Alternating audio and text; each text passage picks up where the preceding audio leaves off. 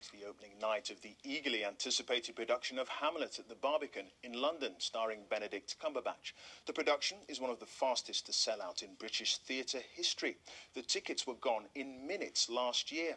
It's been previewing for the last 2 weeks, but hasn't been without controversy. Last week, Cumberbatch made an appeal for audiences not to film him on stage, saying he found it very distracting. I can see cameras, I can see red lights in the auditorium, and it may not be any of you here that did that, but it's blindingly obvious, like that one there, that little red light. It's very, very obvious. It's mortifying. There's nothing less supportive or enjoyable as an actor being on stage experiencing that. And I can't give you what I want to give you, which is a live performance that you will remember, hopefully in your minds and brains, whether it's good, bad or indifferent, rather than on your phones.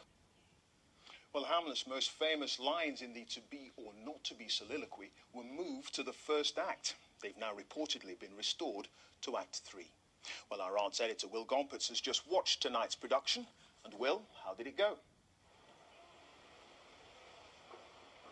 Well, not bad. It's a lot less blustery in there, Clive, than it is out here. The Benedict Cumberbatch broadly got what he wanted. People didn't film him. There were no red lights. Nobody chucked undergarments on stage, and people generally behaved themselves well. There's even a standing ovation at the end. It is an epic production, I have to say. It's kind of filmic in its quality. Lavish stage sets, slightly ruined by some of the actresses, particularly being over-mic'd. His performance was pretty good. He was very solid with the set pieces and with most of the text. As you imagine, we are talking about a really, really accomplished actor here. But did he get to the very heart of Hamlet, which is perhaps the most complex character in theatre? They say that a good actor playing Hamlet goes to the audience. A great actor playing Hamlet brings the audience to the character. Certainly David Tennant did that, and Simon Russell Beale did that in the recent part. And there were times when Benedict Cumberbatch did that too, but there were other times, particularly I thought with the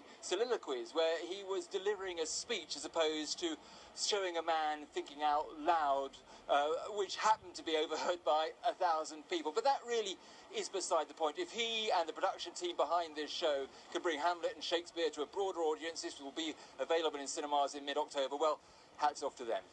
OK, Will, many thanks for that. Will Gompertz at the Barbican in London.